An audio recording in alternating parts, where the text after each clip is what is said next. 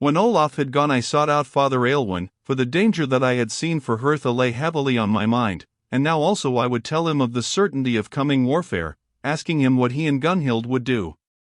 So I went to the place where one might be sure to find him during the last 2 days, and that was in the churchyard, where our people and Olaf's men were working together to raise for him a little wattled chapel among the ruins, that should serve at least until I could return and build the church anew.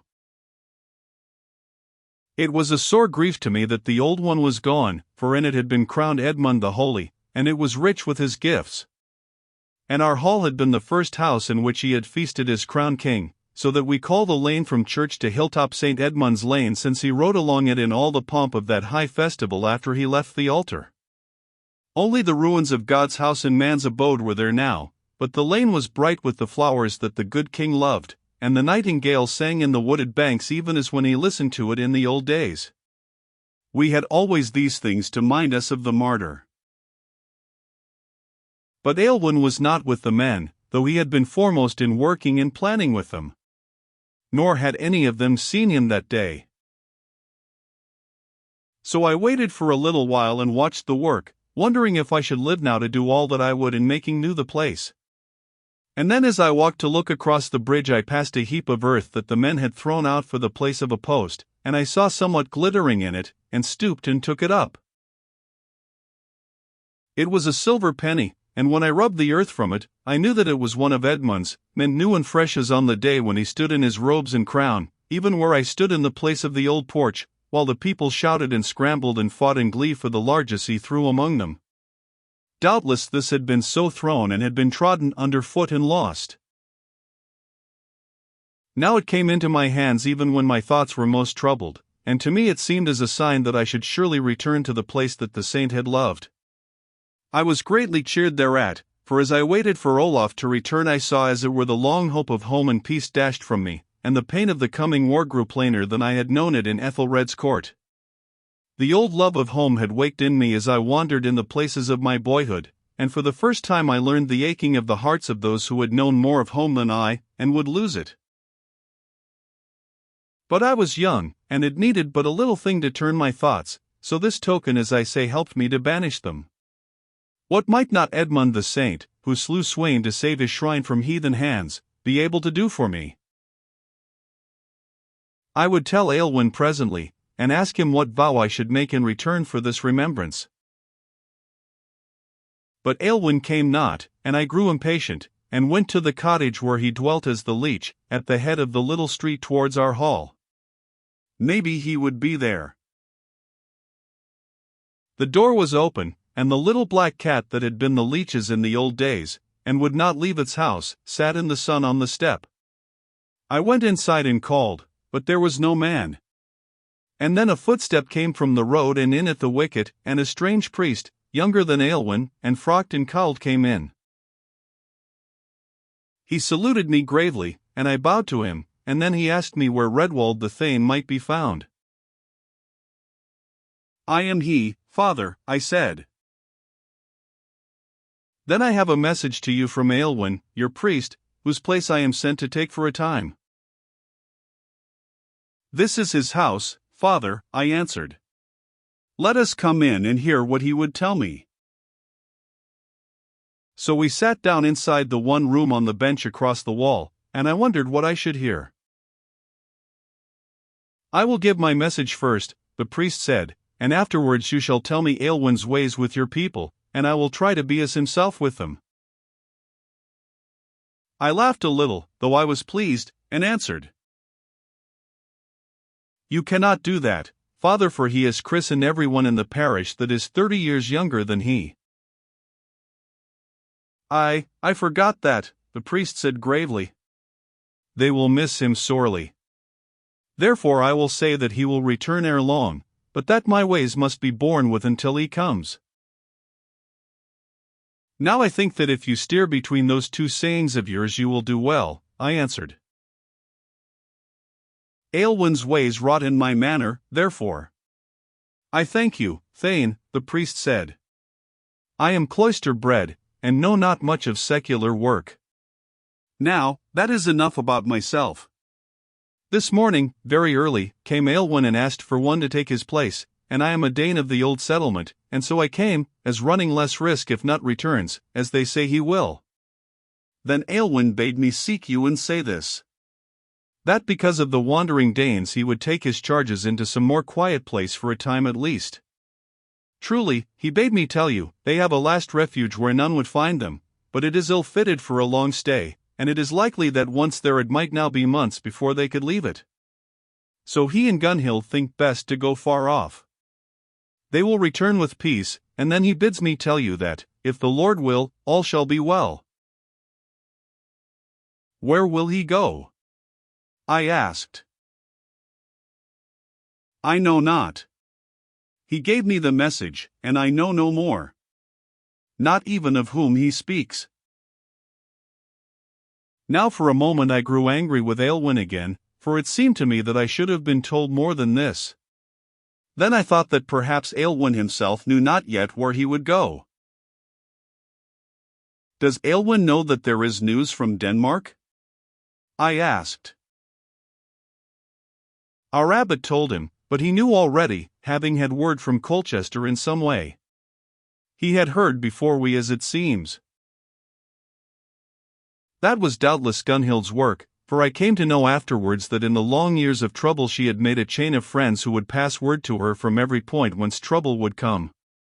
It seems to me that much of the dame's knowledge of coming events was gained in ways like this rather than by witchcraft. Then I was glad that the danger that I had learned had been foreseen by her and Aylwin, and as I sat without speaking for a few minutes I felt that now I was free to follow Olaf where he would lead his men to meet the Danes, for Hertha was not here, and her I could follow no longer. There was no more to be learned from the priest, and so we rose up and went down to the churchyard, and saw the work, and I told him what I could of Aylwin and his ways, and thought that he had found one who was like him in thought and gentleness.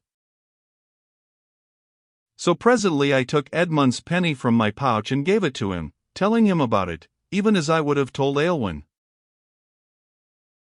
Give me this back when I return, father, I said, and it shall remind me of some vow which I will make at your advice. Make no vows, my son, save this one, he said. What will befall you we know not, and therefore there is but one vow which we know certainly that you may be able to keep. I will have you put the penny where you may see it often, and so you shall remember, and vow if you will, that when your eyes fall on it you shall say a prayer to him who gave power to Edmund to conquer in dying, for this home of yours and this church, that out of ruin may come beauty, and after war, peace. I will make that vow, father, I said gladly.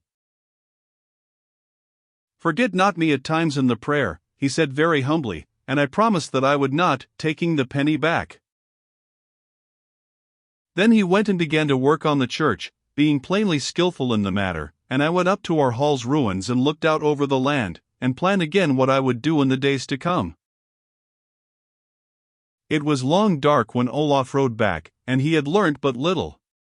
But he had sent messengers to Ulfketel at Thetford to warn him to watch his coasts, for he must go back to London with the ships to guard the Thames. And you, Redwald, my cousin, must go to Ethelred or Edmund and warn them, and make them rouse, and raise and have ready the mightiest levy that they have ever led, for I think that all Denmark and Norway have sent their best to follow not. We will ride together to Malden, for the men shall follow me and find the ships with their cables up and down waiting for them, and you must hasten, for no time must be lost.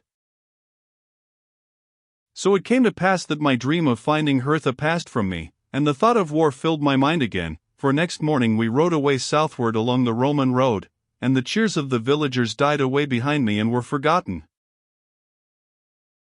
Then I left Olaf where the road turns off to Malden, to meet him again in London before many days, and I and my 50 men rode on.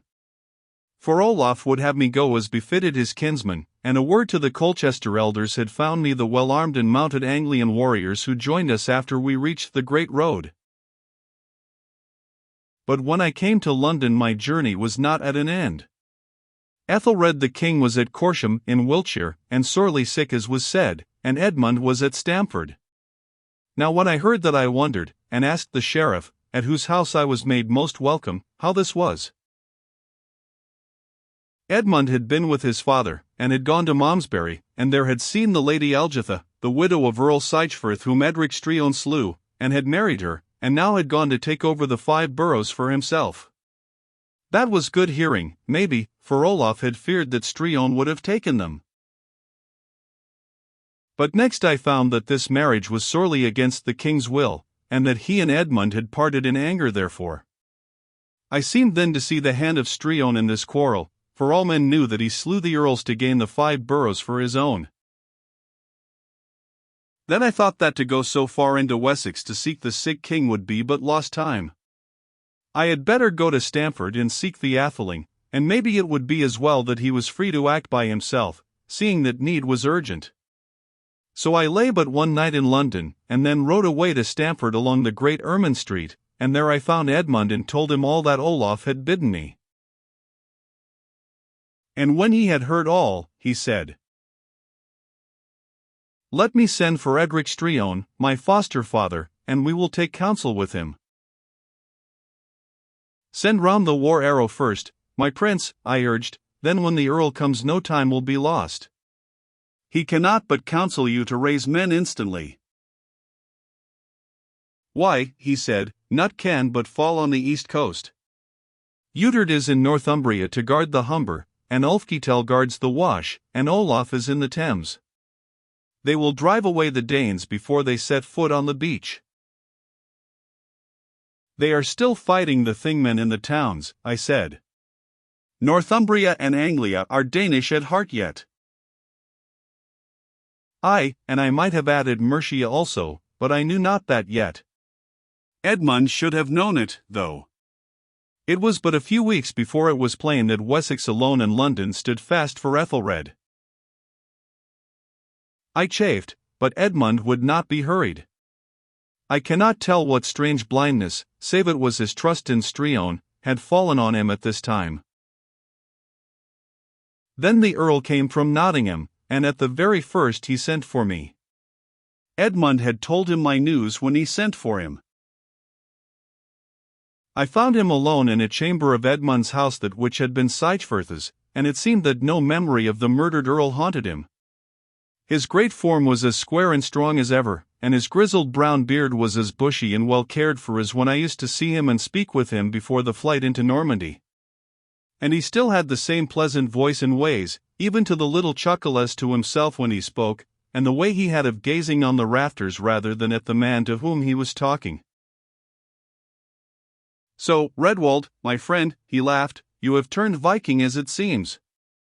How have you fared in East Anglia with Olaf the Thick?" "Well enough, Lord Earl," I said, "but there is work to be done there yet." "Aha! Those Thingmen are no babes," he said. "Where is your earl now?" "At Thetford, as they say." "Well, what is this tale that you bring about Nut?" I told him, and he laughed in his way. "Nut is but a boy. No such great following would gather to him," he said. "It is not possible. Eirik and Ulf and Thorkel the Jarls may gather them for Nut," I answered. "And he is Sweyn's son." "Those men are not as yet, as one may say," answered Edric chuckling. "One has to deal with them therefore. What says Olaf?"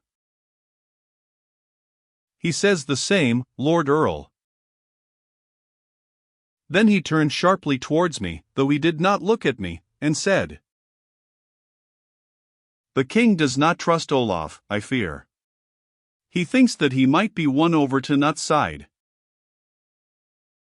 "Ethelred our king should have no mistrust of the man who brought him home," I said coldly, having no doubt who made the first jealousy of Olaf. "He should not, in truth," Edric answered. "But what if Nut offered Olaf the under kingship of Norway, or Northumbria, say, if he would go over to his side?" "He would not take it," I said. "Have you ever heard him say as much?" asked Edric in a careless way. I was growing angry now, for this seemed beside the point. "Such a thing has never been spoken of between us," I said. "So? Then ask him the question one day, and see what his answer is. I can answer it now, I said hotly. He would refuse. Nor will the offer ever be made. I am not so sure of that, said Edric. Nut needs help, and will bid high for it. Nay, I know that it will be made. We have our spies in Nut's court, Redwald, and no more than you may think. Tell him, therefore, only what I have said to you, and let me know his answer by someone whom you can trust.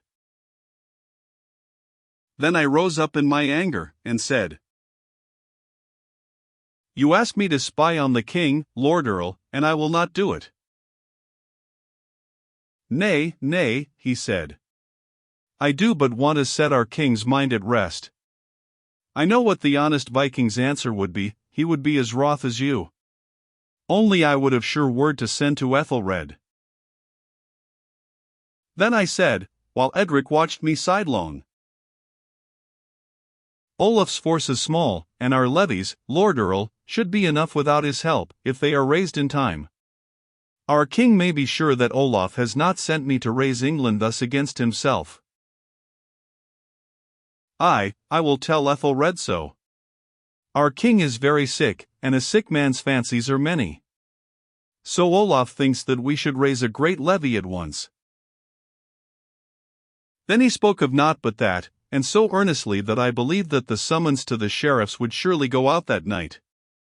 And he spoke of the help of the ships that Olaf had gathered, praising him honestly, and not over much or too little, so that I forgot his doubtful speeches, and thought that all was well, and that his own levies were now gathering. And so after an hour or more's talk he rose up and held out his hand. Many thanks, Redwald, for your pains, he said, taking mine. I think that Nut and his jarls will have lost their journey through your coming hither. The king shall not forget you when all is safe again. Who would not have been pleased with this? I went from Streon's presence with a light heart, until I came to the great hall, and there sat in the high place the lady Elgitha herself and her maidens. Very beautiful she was, but very sad-looking. And when I crossed the floor before her I bowed, and she beckoned to me. So I came near, and knelt on one knee before her. You are Redwald, Olaf's kinsman and messenger, she asked. Yes, lady, I answered. I have heard of your coming. Have you spoken with the Earl Streon? She said, while a wrinkle crossed her fair forehead as she named him. I have but just left him, lady. She sunk her voice very low, and bent a little towards me. Were his words pleasant and fair-spoken? She said. They could not have been more so at the last, I replied, the memory of my anger coming back to me of a sudden.